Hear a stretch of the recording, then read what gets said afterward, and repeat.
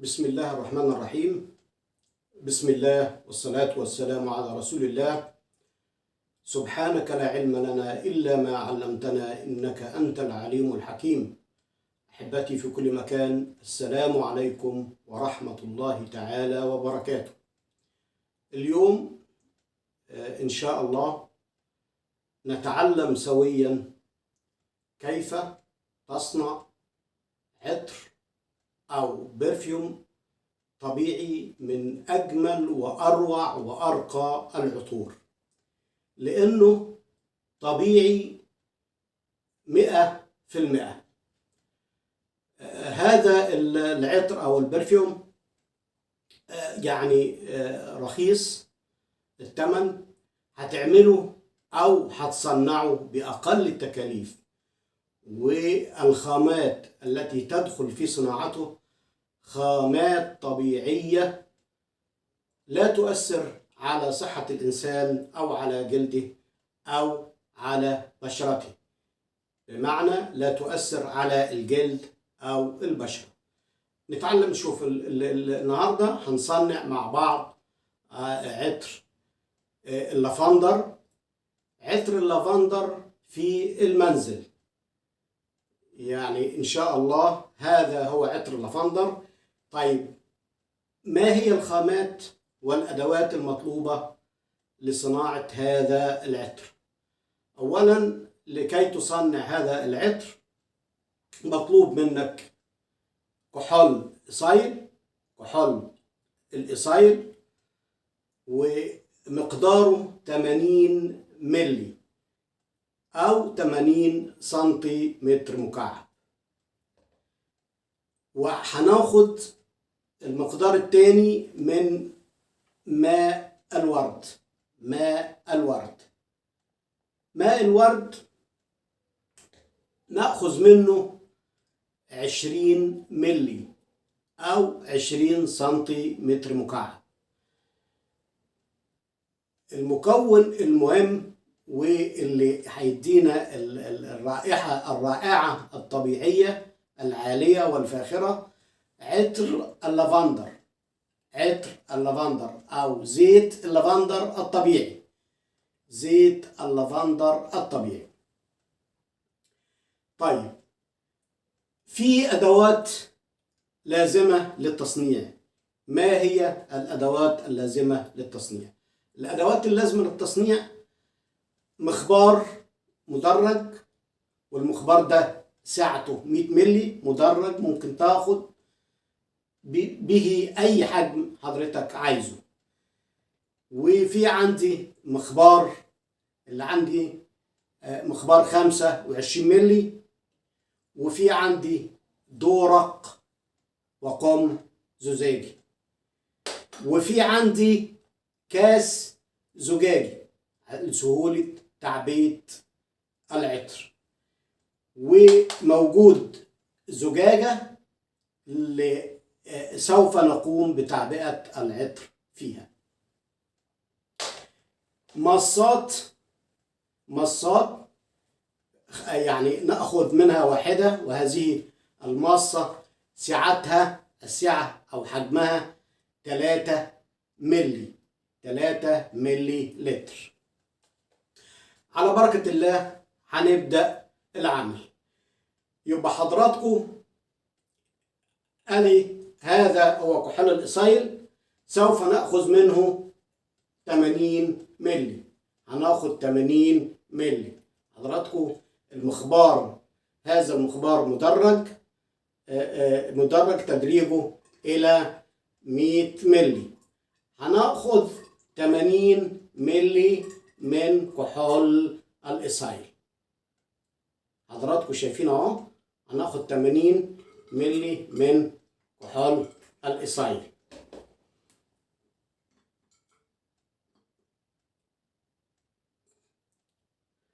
كما تشاهدون اهو 80. هناخد 80 ملي من كحول الإيصايل. حضراتكم التدريج اهو عندي هذه الكمية 80 ملي لتر من كحول الإيصايل. ونحطهم في دورة أي شخص بيسأل طيب أنا لو مفيش عندي أو لا يوجد عندي هذه الأدوات، ممكن أن تصنع بأقل الإمكانيات أو بالإمكانيات المتوفرة في المنزل. يبقى أولا تم أخذ 80 ملي من كحول الإيثايل، اللي هم 80 ملي لتر من كحول الإيثايل، وضعناه في اللي هو الدورق. هذا الدورق سعته 250 ملي لتر. بعد كده الخطوة الثانية نأخذ 20 ملي لتر من ماء الورد. حضراتكم أنا حط إصبعي على 20 لأن هذا المخبار مدرج إلى 25 ملي لتر. هناخد 20 ملي لتر من ماء الورد. ده ماء ورد، هذا هو ماء الورد. طيب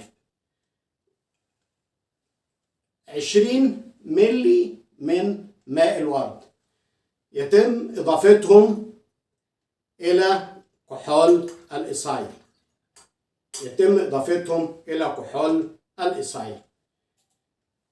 يبقى الخطوة الأولى حضراتكم تم أخذ 80 ملي من كحول الإيثايل، وتم أخذ 20 ملي من ماء الورد.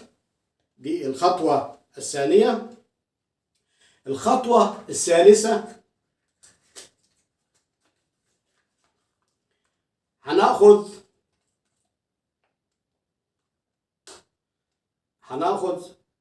2 ملي من زيت اللافندر. 2 ملي من زيت اللافندر، دي مصة مدرجة إلى 3 ملي. احنا هناخد بالظبط 2 ملي من زيت اللافندر. 2 ملي من زيت اللافندر. يبقى دولت هذه الكمية 2 ملي من زيت اللافندر اهي موجودة حضراتكم. 2 ملي من زيت اللافندر بيتم وضعها أو يتم إضافتها لكل من كحول الإيثايل وماء الورد.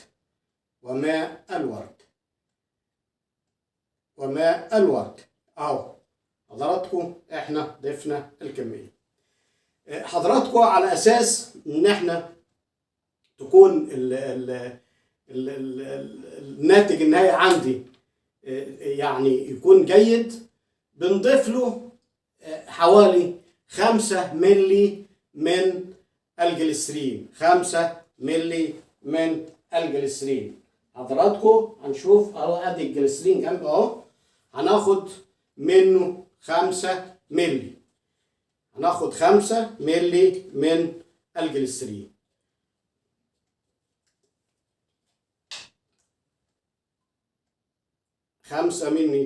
اي شخص بيسأل طب ليه الجليسرين؟ لان الزيت العطري الطبيعي، الزيت العطري دول 3 ملي جليسرين. 3 ملي جليسرين اهو، ثم 2 ملي من الجليسرين. يبقى حضراتكم تم اضافة 5 ملي من الجليسرين. في سؤال بيسأل ليه بتضيف جليسرين؟ لأن الجليسرين بيساعد على إذابة الزيت العطري الطبيعي اللي هو زيت اللافندر. زيت العطر الطبيعي اللي هو زيت اللافندر يساعد على إذابته وتوزيعه بانتظام داخل كل من الكحول والماء المقطر، ويعمل على تجانسه، يعني المخلوط يكون فيه هناك تمام في الإذابة، يعني يؤدي إلى تمام الإذابة. بعد إضافة الكميات اللي احنا حطيناها حضراتكم بنرفع القم ونرج اللي هو هذه المكونات. يتم رج هذه المكونات جيدا يتم رج هذه المكونات اللي في الذرة جيدا. هذه المكونات عبارة عن 80 ملي من كحول الإيثايل، 20 ملي من اللي هو عندي الماء الورد، ثم 2 ملي من زيت العطري للافندر. بعد تمام الإذابة والرج حضراتكم هذا الدورق ملوش فتحة لكي نعبئ منه الزيت العطري في الزجاجة. هذه الزجاجة فتحتها أو فتحة هذه الزجاجة ضيقة، يعني ضيقة للغاية.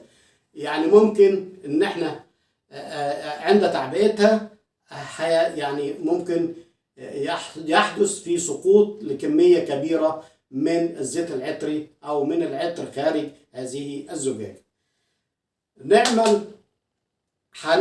هنبدأ نعبي الذرة في كاس زجاجي آخر أو أي إناء يكون ليه يعني مجهز لتعبئته في فتحة الزجاجة. وثم نضيف اللي هو المخلوط في فتحة الزجاجة. يتم الآن تعبئة الزجاجة بكحول الإيثايل اللي هو 80 ملي و20 ملي من الماء المقطر و2 ملي من الزيت العطري للافندر، ثم يضاف 5 ملي من الجليسرين، وتم إذابتهم في الدورق ثم تضاف في هذه الزجاجة. اللي حضراتكم ده هذا العطر من أروع وأرقى العطور الطبيعية الرائعة والفاخرة التي لا تضر صحة الإنسان ولا جلد الإنسان ولا بشرة الإنسان، ويمكن استعماله خاصة للرجال بعد الحلاقة. ممكن يستخدم هذا العطر لأنه عطر أو برفيوم جميل جدا، ويعني كل الحاجات اللي فيه طبيعية لا تؤثر على الإنسان. بيحتوي على الكحول، وهذا الكحول مطهر. بيحتوي على الماء الورد، ودي يعني خصائصها رائعة للبشرة والجلد. ويحتوي على زيت اللافندر، ما أروعه في الحفاظ على البشرة وفي صحة الجلد. وبيحتوي على الجليسرين وهو مرطب يعني للجلد والبشرة، وكافة مستحضرات التجميل يدخل في تركيبها اللي هو الجليسرين. لذلك هذا العطر أو البرفيوم ده عطر جميل من العطور الرائعة، وممكن أي شخص يصنعه في المنزل بالإمكانيات الموجودة عنده. مش شرط ليس شرطا أن يكون عنده مخبار مدرج أو كاس زجاجي أو مثل هذه الأدوات. يعني ممكن يعمل هذا العطر بأقل الإمكانيات الموجودة في المنزل. على فكرة هذه الزجاجة سعتها 100 ملي لتر. هذه الزجاجة سعتها 100 ملي لتر. تم تعبئة الزجاجة بكافة الكمية اللي عندي الموجودة، وبنضع البخاخ عليها. نضع هذا البخاخ عليها ثم ترج برضو جيدا، وتبدأ حضراتكم في الاستعمال. هذا العطر الطبيعي، البرفيوم الطبيعي، من أروع وأجمل العطور في الطبيعة، ولا يؤثر على الجلد لأنه ليس له أو ليس به أي نوع من أنواع الكيماويات الضارة.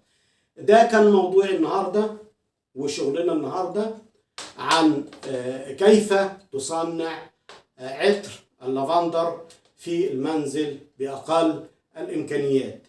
تحياتي لكم جميعا، دمتم في رعاية الله وأمنه، والسلام عليكم ورحمة الله تعالى وبركاته.